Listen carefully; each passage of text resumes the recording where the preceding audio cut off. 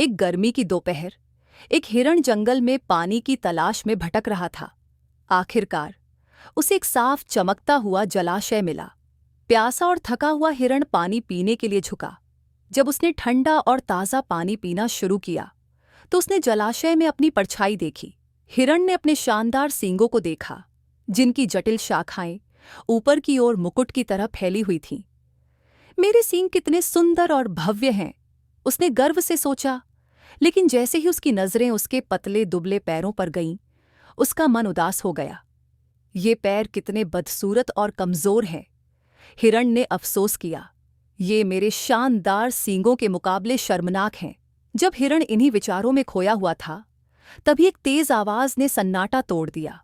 घोड़ों की खुरों की आवाज और कुत्तों के भौंकने की दूर से आती आवाज सुनाई दी। एक शिकारी और उसके कुत्ते पास आ रहे थे। डर के मारे हिरण जंगल में भाग खड़ा हुआ। उसके पतले पैर, जिन्हें वह तुच्छ समझता था, तेजी से हिले और उसे शिकारियों से बहुत दूर ले गए। हिरण को थोड़ी राहत महसूस हुई, क्योंकि उसने खतरे से दूरी बना ली थी।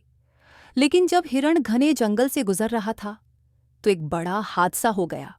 उसके सुंदर सींग, जिन पर उसे इतना गर्व था, एक पेड़ की झुकी हुई शाखाओं में उलझ गए।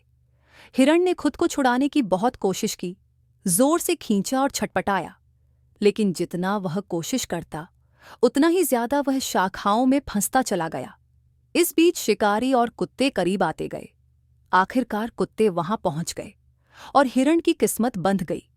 जिन पैरों को उसने नफरत की नजरों से देखा था, वे उसे सुरक्षा की ओर ले गए थे।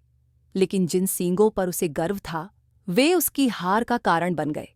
अपनी आखिरी सांस लेते हुए हिरण ने इस दुखद सच्चाई को महसूस किया।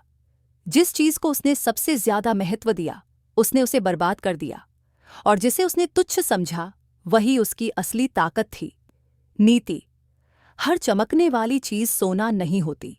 सीख: जो चीजें सतह पर कीमती या असली दिखती हैं, वे हमेशा अपनी सच्ची कीमत नहीं रखती। बाहरी सुंदरता के परे देखना और चीजों के असली मूल्य को समझना जरूरी है।